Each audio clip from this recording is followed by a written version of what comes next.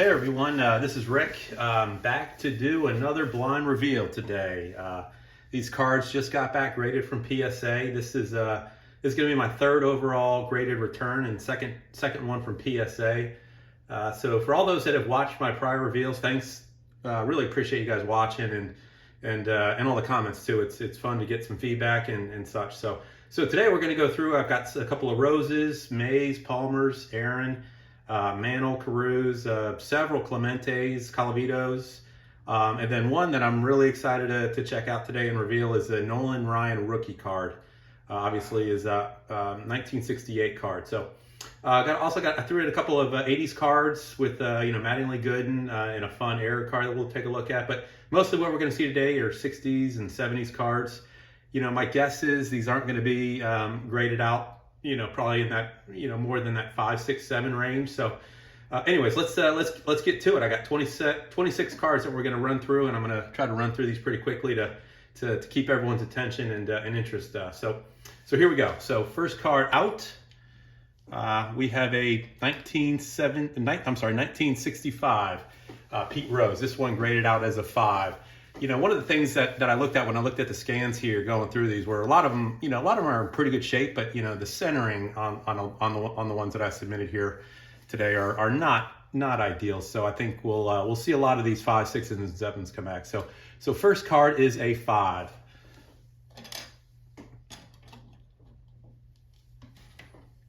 Next card, this one I knew would not score very high. It's 1960 Hank Aaron. This one scored out as a 3.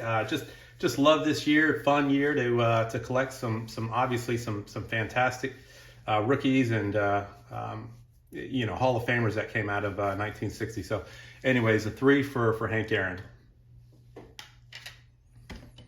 Here we go. Willie Mays. Ooh, pretty solid 7 for 1968. This one is a pretty fascinating year because, one, you could see the Seaver over there on the right, which I've already had graded once. But, for anyone that knows 68, the card stock is quite different in some of the cards. So they obviously went through a change somewhere through the process in that year. And you can see this is the lighter version. I think the next one up here is Palmer, which may show a different variation. We'll see here in a second. But 7, love it. That's a great grade, I think, for this Maze. Actually, let me throw that up here.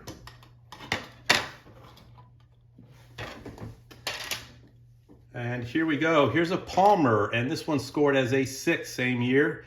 Again, solid card. It's the 6 is good. If you look at these under a scanner, you could see some of the edges, and you kind of blow it up a little bit. There's a little roughness, but the centering on this is fairly good. So we'll take the 6 here. All right, the second Pete Rose I've got here is a 1972. This one scored out as a 5. Not a bad score. Again, it lacks the centering. It's got some edge issues, so 5 is reasonable from my perspective on that one. Ooh, so this is I graded this is a 1969. It's a checklist card of Mickey Mantle, and it was in really good shape. I wanted to get it graded. It came back as a 7. Not too many cards I would probably grade, with a checklist as its source card, but anything again with Mantle as the subject, it's pretty strong. So 7 for this 69 checklist with Mantle on the face there. Oh, this one I'm pretty excited about. This is Blyleven, 1971. This is his rookie card. So you guys know 1971 is notoriously difficult for for the full black border here and how it wears, kind of wears over the years. This one scored out as a 5. Honestly, this was the one I was really hoping for, a little bit higher, given that was his rookie card. But I was thinking 5, 6 would probably be its top number. But anyways, this one came back as a 5.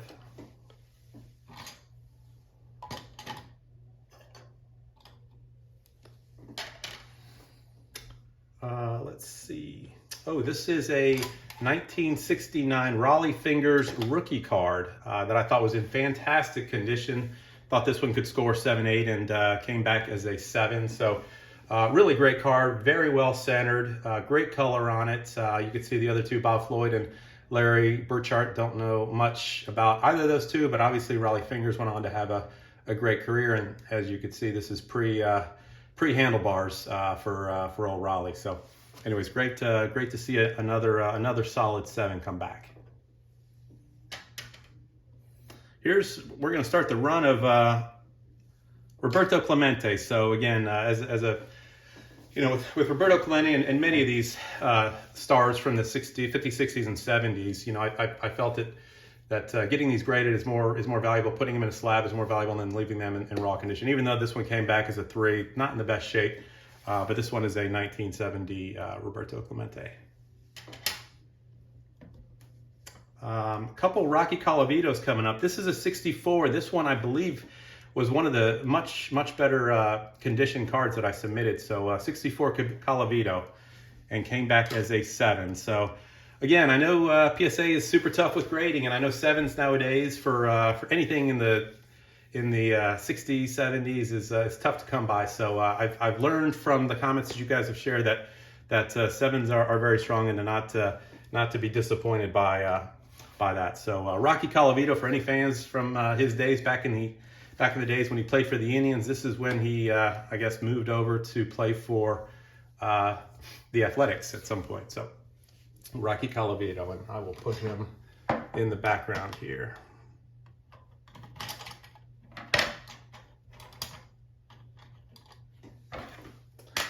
Okay, next up we have another Roberto Clemente. This got a couple of these, same card, 1966. Yeah, not in great shape, came back as a 4. Same card again, a 3 for this one. You can see edges, corners, color, not in the best shape. There's even little very minor creases on the sides there. And probably the last Clemente I've got here, this one came back as a 1969 as a 5. So Roberto Clemente coming back here as a 5. So again, centering is the biggest killer on this card. Okay, this one is exciting here. This is a Tony Perez. I wasn't sure how this was graded. I've got a couple of these cards where you could see right up here, there's a little stain, almost like a little oil-based type of stain that got into the card. The card itself is in fantastic shape.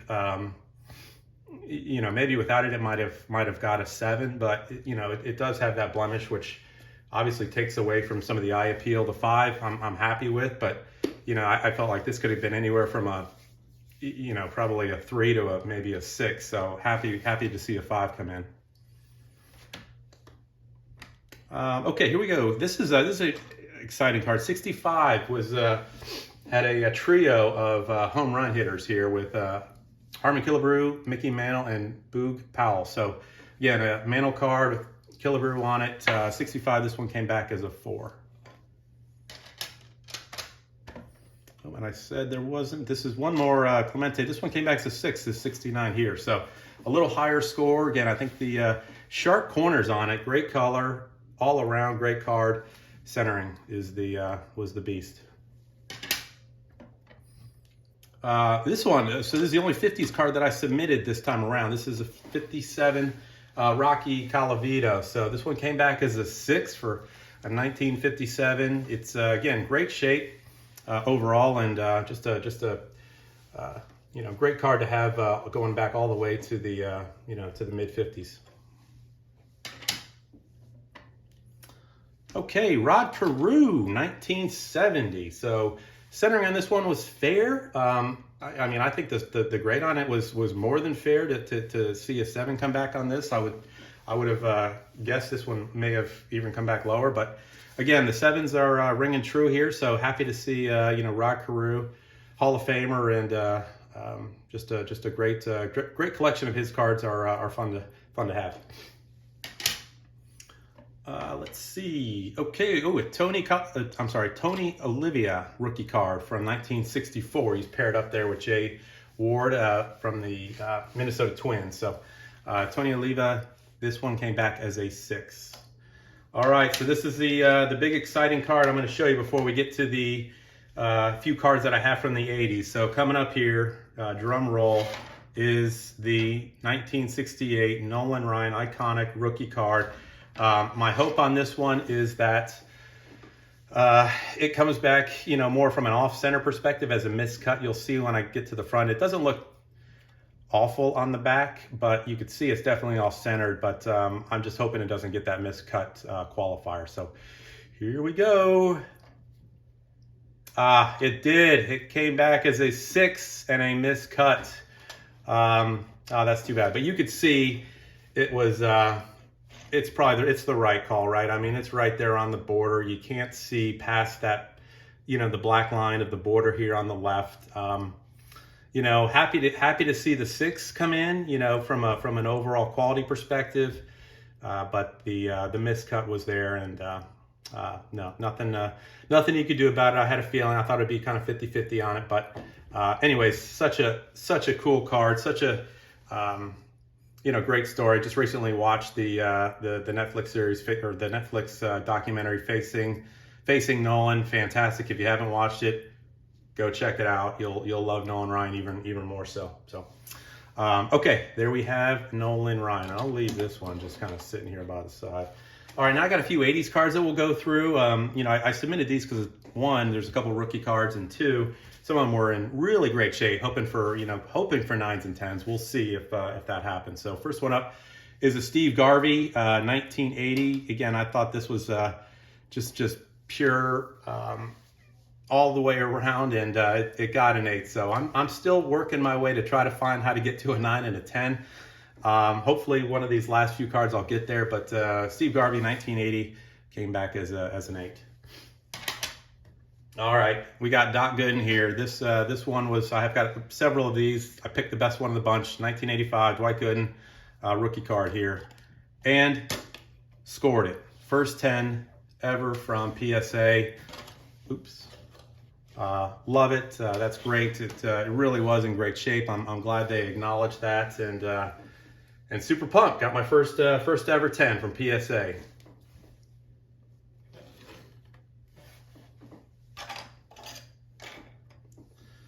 All right. Ooh, I thought this would score better. Don Mattingly. Got a couple of these already, but this one's off-centered. I thought everything was perfect about this card except for the centering, so apparently not. This one came back as a 6, as 84 Don Russ rookie card.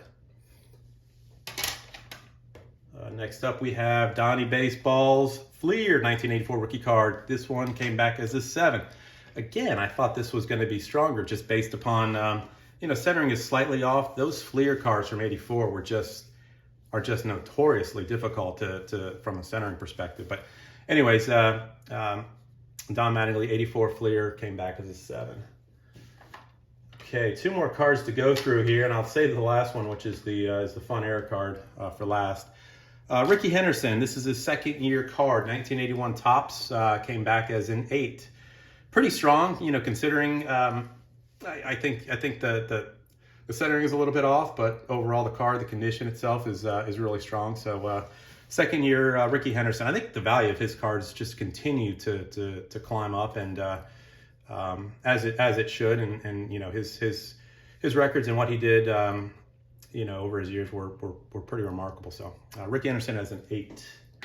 And last but not least, Cal Ripken's brother, Billy Ripken. If you remember his famous error card from 1989, it was 3 variations of it. This is the one that had the not so friendly words at the bottom of his bat, and just found it fun to get it graded. It came back as a 6. It wasn't in the best shape, but anyways, it's got the fun face at the bottom there. I won't mention the actual word, but there you go, Billy Ripken, and the rest of the cards in front of you there. Anyways, that's about all we got for today.